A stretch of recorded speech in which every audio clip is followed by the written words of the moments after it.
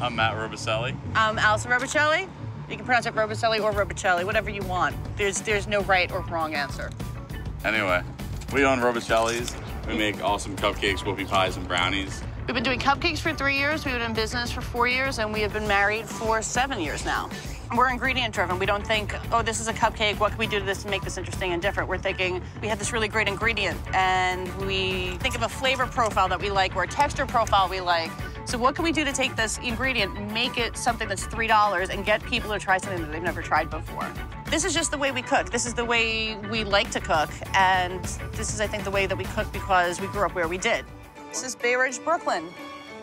The older that we get, the more I realize that we were so ridiculously lucky to grow up here and so spoiled because we are around everything.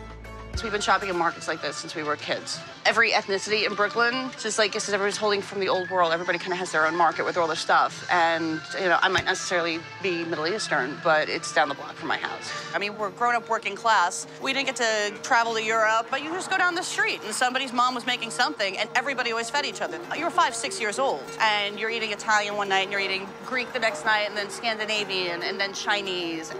Together we're American, but nobody from Brooklyn growing up was ever American. Like that wasn't a thing, you know? Like you'd ask somebody what you were and you say, I'm Italian or I'm Greek or whatnot, because everybody who lived here was first or second generation and everybody held on to everything from the old country, like all of our old traditions. So we're standing in front of St. Anthony's Bakery, which is probably one of the last standing original bakeries in South Brooklyn, and they still use a wood-burning oven.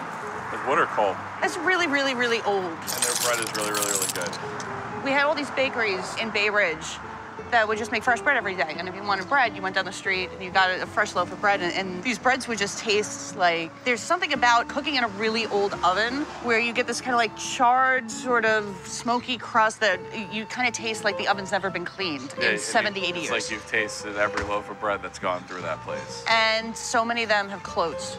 And I actually know one that just closed and they're renovating it, but they're pulling out all the old ovens in favor of these new... Which I think it's stupid. Well, yeah. But people are, you know, you progress. You want the new steel rotating ovens. They work faster. Or you can taste only one loaf of bread. One loaf of bread instead of millions. You don't realize how lucky you are to be able to grow up in 20 different cultures rather than just homogenized American. So I love this place. Hello, come on, say it.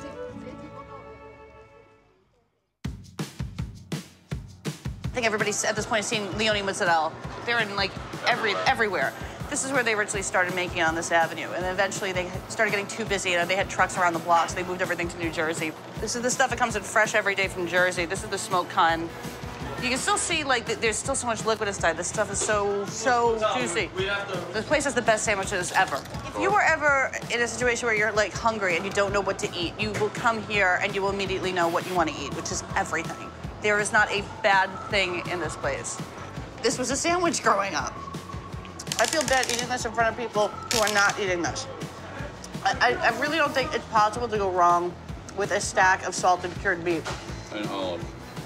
And olives with salt. I don't think there's a better food than sandwiches. Sandwiches are like cupcakes.